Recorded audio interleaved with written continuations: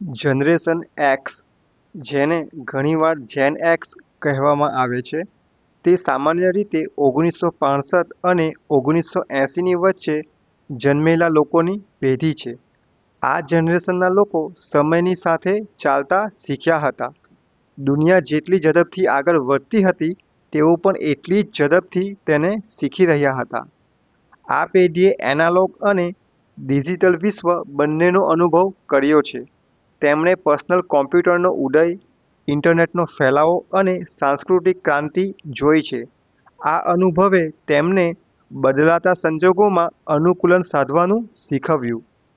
Generation x એ tape recorder, landline phone અને કાળા સફેદ ટીવીને જોયા છે અને પછી પર્સનલ કોમ્પ્યુટર અને ઇન્ટરનેટ જેવી નવી ટેકનોલોજીને પણ અપનાવી છે. આ પેઢી કામ અને જીવન વચ્ચે સંતુલન જાળવવાને ખૂબ મહત્વ આપે છે. જનરેશન એક્સના ઘણા સભ્યોએ 1990ના દાયકામાં નવા ઉદ્યોગો અને સ્ટાર્ટઅપ્સ શરૂ કરીને આર્થિક વૃદ્ધિમાં મોટો ફાળો આપ્યો હતો. કેટલીકવાર જેન એક્સને ખોવાયેલી અથવા ભૂલી ગયેલી પેઢી તરીકે ઓળખવામાં આવે છે, કારણ કે તેમની સંખ્યા બેબી બૂમર અને મિલેનિયલ્સ કરતાં ઓછી છે. આ પેઢીના ઘણા બાળકો લેચકી કિડ્સ તરીકે મોટા થયા હતા, એટલે કે તેમના માતા-પિતા કામ પરથી પાછા ન આવે ત્યાં સુધી તેઓ પોતાનું ધ્યાન જાતે જ રાખતા હતા. આનાથી તેમનામાં સ્વતંત્રતા અને આત્મનિર્ભરતાની ભાવના વિકસી હતી. મિલેનિયલ્સ અને જેન ઝી સાથે તેમના મૂલ્યો અને વિચારોમાં મોટો તફાવત જોવા મળે છે.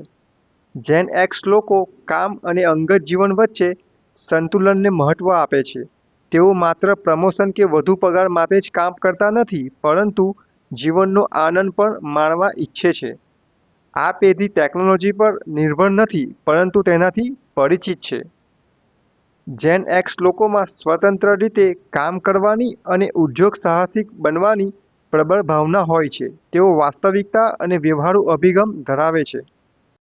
જનરેશન વાય એ 1981 અને 1996ની વચ્ચે જન્મેલા લોકો છે, જેમને મિલેનિયલ્સ તરીકે પણ ઓળખવામાં આવે છે. આ પેઢી ટેકનોલોજીના વિકાસના સમયમાં મોટી થઈ છે, જેમાં તેમણે જૂની અને નવી જીવનશૈલી બંનેનો અનુભવ કર્યો છે.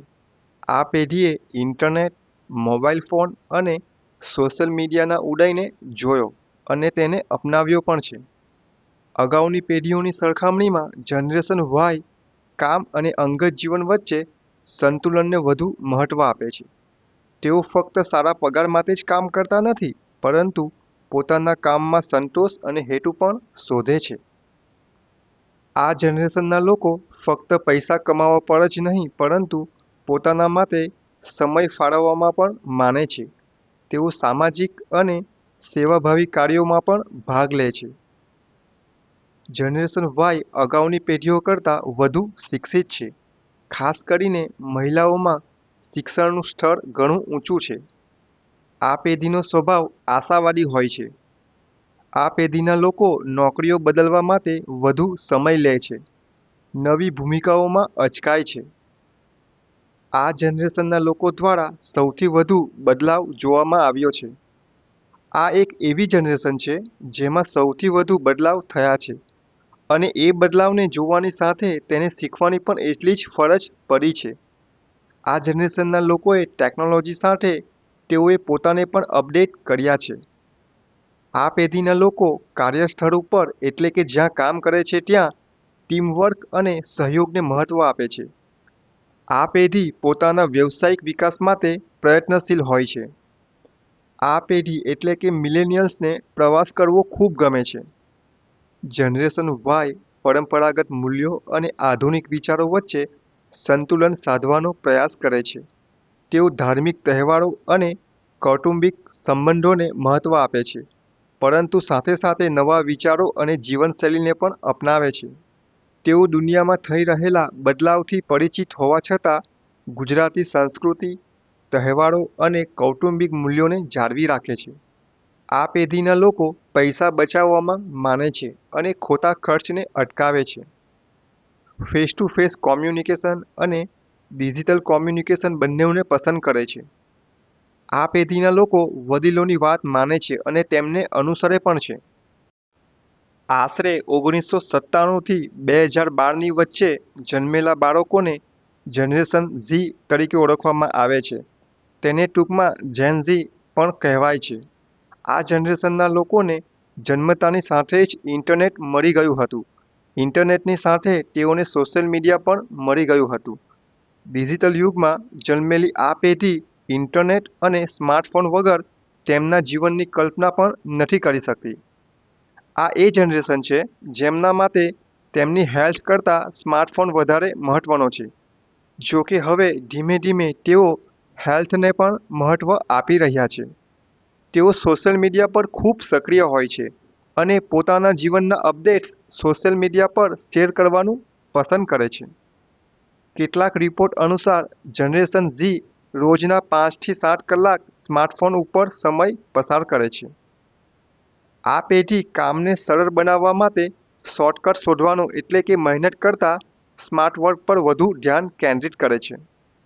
તેઓ વિવિધતા, સામાજિક ન્યાય, સ્ત્રી અને પુરુષ વચ્ચે એટલે કે લિંગ સમાનતા તેમજ આબોહવા પરિવર્તન જેવા મુદ્દાઓ પર સક્રિયપણે અવાજ ઉઠાવે છે.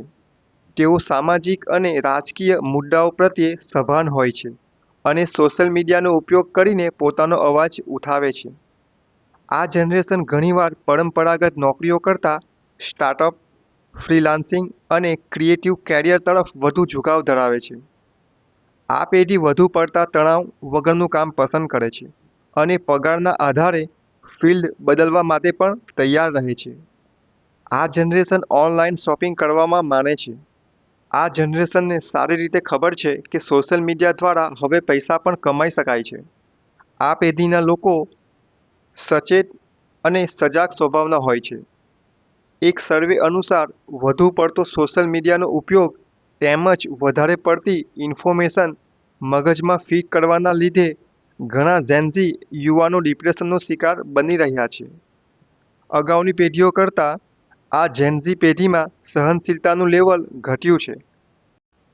જનરેશન આલ્ફા વર્ષ 2012થી 2024ની વચ્ચે જન્મેલી પેઢી છે. આ પહેલી એવી જનરેશન છે જેમના જન્મ પહેલાં જ ઇન્ટરનેટ, સ્માર્ટફોન અને સોશિયલ મીડિયા હતું. આ સૌથી નાની ઉંમરની જનરેશન છે. આ જનરેશનના બાળકોના માતા-પિતા પણ ઇન્ટરનેટ, મોબાઈલ અને સોશિયલ મીડિયાની સાથે મોટા થયા છે. આ પેઢી ટેકનોલોજી સાથે જન્મેલી હોવાથી તેમના સ્વભાવ અને વૃત્તિઓ પર ડિજિટલ વિશ્વનો ઊંડો પ્રભાવ જોવા મળે છે. તેઓને ડિજિટલ નેટિવ્સ કહેવામાં આવે છે, જેનો અર્થ એ થાય છે કે તેઓ જન્મથી જ સ્માર્ટફોન, ટેબ્લેટ અને ઇન્ટરનેટથી ઘેરાયેલા છે. જનરેશન આલ્ફાના બાળકો હંમેશા ટેકનોલોજી સાથે જોડાયેલા હોય છે. તેઓ માટે સ્ક્રીનનો ઉપયોગ જીવનનો એક ભાગ છે, જેના કારણે તેમની સામાજિક ક્રિયા-પ્રતિક્રિયાઓ પણ ઘણીવાર ઓનલાઈન હોય છે. જન્મથી જ ટેકનોલોજી સાથે રહેવાથી તેઓ ટેકનોલોજીના ઉપયોગમાં નિપુણ હોય છે. તેઓ કૃત્રિમ બુદ્ધિ એટલે કે AI અને અન્ય નવીન ટેકનોલોજીથી પરિચિત હોય છે. કોવિડ-19 મહામારી દરમિયાન તેઓ ઓનલાઈન શિક્ષણમાં કુશળ બન્યા, જેનાથી તેમની શીખવાની પદ્ધતિઓ બદલાઈ ગઈ. ઇન્ટરનેટના માધ્યમથી તેઓ દુનિયાભરના લોકો સાથે જોડાયેલા રહે છે, જે તેમને વૈશ્વિક અને વિવિધ સંસ્કૃતિઓનો અનુભવ કરાવે છે. તેઓ સ્વતંત્ર વિચારસરણી ધરાવે છે અને પોતાનો નિર્ણય લેવામાં સક્ષમ છે. તેઓ પોતાની ડિજિટલ ઓળખનું સંચાલન કરવામાં ફ્રીડમની અપેક્ષા રાખે છે. આ પેઢીના નકારાત્મક પાસા વિશે વાત કરીએ તો ધ્યાન કેન્દ્રિત કરવામાં મુશ્કેલી. સ્માર્ટફોન, ટીવી, લેપટોપ, કોમ્પ્યુટર જેવી વિવિધ પ્રકારની સ્ક્રીનનો સતત ઉપયોગ કરવાથી તેમની ધ્યાન કેન્દ્રિત કરવાની ક્ષમતા પર નકારાત્મક અસર પડી શકે છે. ઓછા સામાજિક.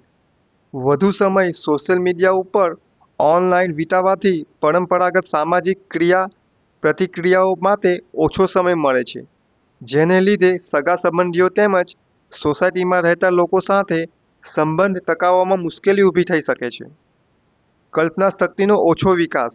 ડિજિટલ ગેમ્સના કારણે ભૌતિક રમકડાઓનો ઉપયોગ ઘટતા તેમની કલ્પનાશક્તિ અને સર્જનાત્મકતા ઓછી થઈ શકે છે. સ્વભાવ ચીડિયો થઈ જવો. પોતાની મનગમતી વસ્તુ ન મળતા અથવા હાથમાંથી મોબાઈલ લઈ લેતા તેને પાછો મેળવવા માટે જીદ કરે છે અને એને કારણે સ્વભાવ ચીડિયો થતો જાય છે.